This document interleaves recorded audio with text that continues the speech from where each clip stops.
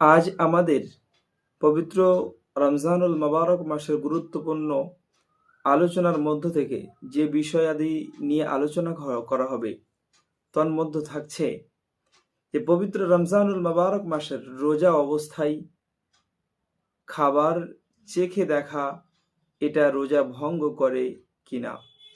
যেহেতু আমার আম্মাজি ও আমার চাচিমারা এই সমস্ত কাজ করেই থাকেন এবং এই সমস্ত প্রশ্ন তাদের মাথায় আছে, এ বিষয়ে আমরা জেনেছি যে তারা রোজা অবস্থায় যেহেতু রান্না করতে হয় সেহেতু খাবার চেখে দেখে, রান্না চেক করে দেখে যে কেমন হয়েছে কিনা।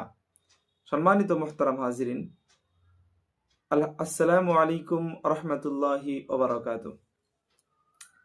আশা করি আপনারা ভালো আছেন। পবিত্র রমজানুল মোবারক মাস, রহমত বরকত মাগফিরাত পূর্ণ মাস দিন দিন আমাদের থেকে বিদায় নিয়ে চলে যাচ্ছে। কিন্তু দেখার বিষয় হলো এই পবিত্র রমজানুল মোবারক মাসে আমি কতটুকু কামাতে পারলাম। এই মাস হলো মুমিনদের জন্য সিজনের মাস। এই পবিত্র রমজানুল মোবারক মাসে আমি কতটুকু কামাতে পারলাম সেটাই আমার দেখার বিষয়। আল্লাহর হাবিব মুহাম্মদ আরবি সাল্লাল্লাহু আলাইহি ওয়াসাল্লামের সোনার জবানের সে হাদিস, আল্লাহ রসুল সাল্লাল্লাহু আলাইহি ওয়াসাল্লাম রমজানুল মোবারক মাসে মসজিদে যাওয়ার পরে মেম্বারে অবস্থান করেছেন। প্রথম সিঁড়িতে পা রেখেছেন আর বললেন আমিন। দ্বিতীয় সিঁড়িতে পা রেখেছেন, বলেছেন আমিন। তৃতীয় সিঁড়িতে পা রেখেছেন আর বলেছিলেন আমিন।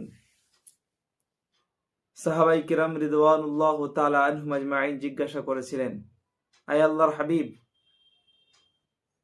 আয় আল্লাহর হাবিব, আজ যে কাজ আপনি করেছেন ইতিপূর্বে তো আমরা এই কাজ আপনার থেকে হতে আমরা দেখিনি।